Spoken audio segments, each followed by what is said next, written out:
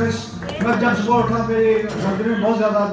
Pen थी, तो मैं गर्दन मूव नहीं कर सकता था। खुदा उनका शुक्र है कि खुदा उनके खालिद ने अभी दुआ की और अब मेरी गर्दन बिल्कुल